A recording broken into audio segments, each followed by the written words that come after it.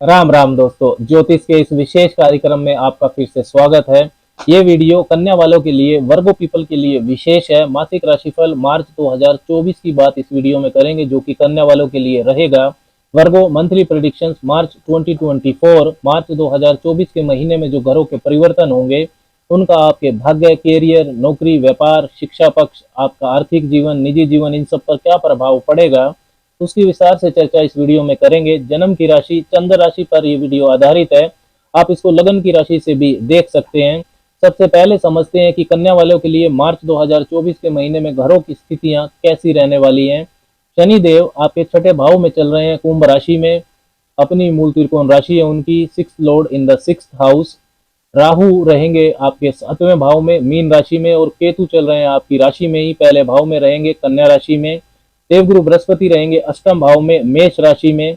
सूर्य की स्थिति को अगर समझें तो वो 13 तारीख तक रहेंगे आपके छठे भाव में, कुंभ राशि में, और 13 तारीख के बाद वो मीन राशि में प्रवेश करेंगे, आपके सातवें भाव में आ जाएंगे।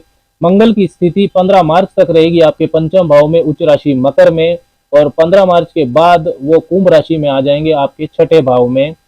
आपकी राशि के जो स्वामी है बुध, वो पहले हफ्ते 1 से 7 तारीख तक आपके छठे भाव में रहेंगे, कुंभ राशि में, और 7 से 26 मार्च के बीच में वो अपनी नीच राशि मीन राशि में रहने वाले हैं, आपके सातवें भाव में। 26 मार्च के बाद वो मेष राशि में प्रवेश कर जाएंगे, अष्टम भाव में। शुक्र की स्थिति पहले हफ्ते 7 तारीख तक रहने वाली है मंगल के साथ, मकर राशि में आपके पंचम भाव में, और 7 तारीख के बाद फिर शुक्र भी छठे भाव में आ जाएंगे, कुंभ राशि में।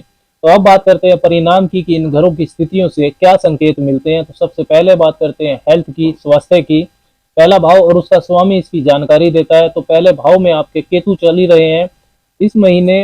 पहले भाव के जो स्वामी है बुध, वो सातवें भाव में नीच राशि मीन राशि में गोचर करेंगे राहु के साथ, और 13 तारीख के बाद आपके लिए जो व्यय भाव के स्वामी है, 12वें भाव के स्वामी सूर्य भी सप्तम भाव में आ जाएंगे। तो बहुत ज्यादा ग्रेट महीना नहीं है स्वास्थ्य को लेकर। ये थोड़ा आत्म मंथन का समय रहेगा आपके लिए कि डेली रूटीन में, लाइफस्टाइल में आप चेक करें कि ठीक चल रहा है या नहीं, आप ठीक कर रहे हैं या नहीं।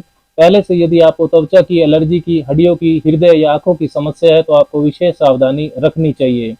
भाग्य पक्ष की बात करें तो उसे नवम भाव से देखा जाता है। नवम भाव के स्वामी बनते हैं शुक्र, जो कि छठे भाव में रहेंगे। छठे भाव के स्वामी शनि भी उनके साथ रहने वाले हैं, और 12वें भाव के स्वामी सूर्य भी रहेंगे 13 तारीख तक छठे भाव में ही।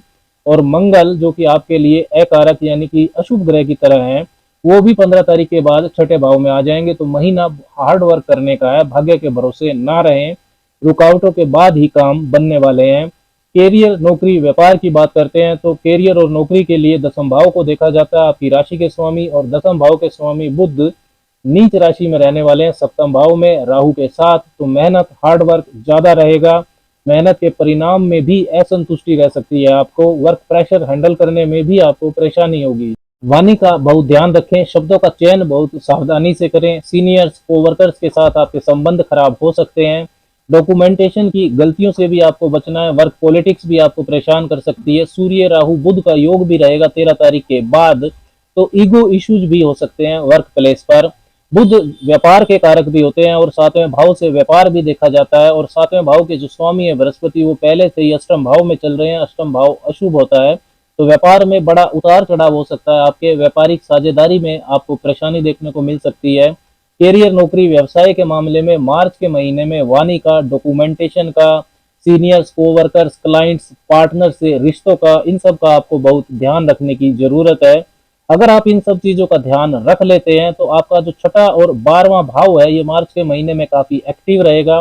12वें भाव के स्वामी और आपकी राशि के स्वामी बुध की युति भी बनेगी आपके सातवें भाव में 13 तारीख के बाद।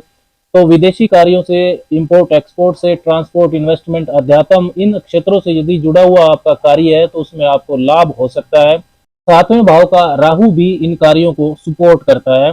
7 तारीख के बाद शुक्र और शनि की युति बनेगी आपके छठे भाव में, जो कि एक मजबूत धन योग है। शुक्र आपके लिए धन भाव और भाग्य भाव के स्वामी है, और शनि देव आपके लिए पंचम भाव के स्वामी भी हैं, लक्ष्मी स्थान के। तो यदि आर्ट एंड क्रिएटिविटी, चिकित्सा, training, coaching, law and judiciary से संबंधित आपका काम है तो उसमें भी आपके लिए विशेष लाभ की परिस्थितियां बन सकती हैं। छठे भाव में सूर्य और शनि रहेंगे 13 तारीख तक, और 15 मार्च के बाद मंगल और शनि रहने वाले हैं। तो वाद विवादों में ये आपको विजय दिलवा सकते हैं, लेकिन नए वाद विवाद की, किसी लीगल कॉम्प्लिकेशंस की शुरुआत भी हो सकती है। इस चीज का आपको ध्यान रखना है। डेली रूटीन में अनुशासन बनाए रखने में भी आपको परेशानी रहेगी। इन घरों की जो सातवीं दृष्टि है छठे भाव में, काफी सारे घरों का प्रभाव रहेगा, तो इनकी जो सातवीं दृष्टि है वो 12वें भाव पर भी रहेगी। तो मार्च के महीने में खर्चे भी आपके बढ़े हुए रहेंगे। धन भाव के स्वामी शुक्र भी छठे भाव में रहने वाले हैं 7 तारीख के बाद, तो धन के लेन देन में भी वाद विवाद हो सकते हैं। मैरिड लाइफ, वैवाहिक जीवन की बात करें तो उसे 7वें भाव से देखा जाता है। 7वें भाव के स्वामी बृहस्पति अष्टम भाव में गोचर कर रहे हैं और 7वें भाव में नीच के बुध और राहु गोचर करेंगे। तो जीवन साथी के जीवन में उतार चढ़ाव कुछ हो सकता है, इस चीज का आप ध्यान रखें। ईगो इश्यूज हो सकते हैं आपके साथ। पहले से यदि आपकी मैरिड लाइफ में कुछ परेशानी चल रही है, झगड़े चल रहे हैं, तो आपको काफी सावधानी रखनी चाहिए। बृहस्पति की जो 9वीं सवग्रही दृष्टि है वो आपके चतुर्थ भाव पर रहने वाली है, जो कि सुख का और जमीन जायदाद का होता है। और 15 तारीख तक मंगल भी अपनी उच्च राशि मकर में रहने वाले हैं। साथ ही मंगल की जो चौथी सवग्रही दृष्टि है वो अष्टम भाव पर भी रहेगी। तो इनहेरिटेंस, पैतृक संपत्ति के मामले में जमीन, रियल एस्टेट से संबंधित जो लाभ हैं वो आपको हो सकते हैं, विशेषकर 15 तारीख से पहले। लव रिलेशंस की बात करें तो उसे पंचम भाव से देखा जाता है। पंचम भाव में 15 तारीख तक मंगल रहने वाले हैं उच्च राशि में, मकर राशि में, लेकिन मंगल आपके लिए अकारक प्लेनेट होते हैं, अशुभ ग्रह होते हैं। 2 अशुभ भावों के स्वामी है, तीसरे और 8वें, तो मतभेद हो सकते हैं, ज्यादा डोमिनेट ना करे। पंचम भाव के स्वामी शनि पहले से ही छठे भाव में चल रहे हैं। रिश्तों के लिए भी ये महीना कोई बहुत ज्यादा ग्रेट नहीं है। शिक्षा पक्ष की बात करें तो उसे भी पंचम भाव से ही देखा जाता है, तो एफर्ट आपको ज्यादा करने होंगे, कंपटीशन भी आपको ज्यादा मिलेगा। साथ ही में जो उच्च शिक्षा का भाव है 9वां भाव, उसके स्वामी शुक्र भी छठे भाव में रहने वाले हैं, और छठे भाव के जो स्वामी है शनिदेव वो तो छठे भाव में है ही। साथ ही में 15 मार्च के बाद मंगल भी आ जाएंगे छठे भाव में, और छठा भाव कंपटीशन का होता है। तो यदि मार्च के महीने में कोई कंपटीशन एग्जाम है आपका, तो उसमें आपको सफलता मिल सकती है।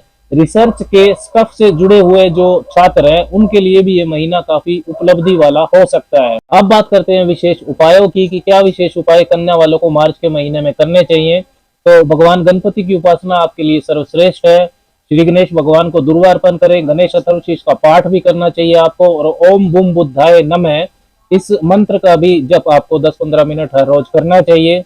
गुड़ और अनाज का दान करना रविवार और मंगलवार को, ये भी आपके लिए बेहद शुभ है। साथ ही में शनिदेव का मंत्र भी आप संध्या के बाद जपें 10-15 मिनट, ओम शंग शनिश्चराय नमः। राम राम।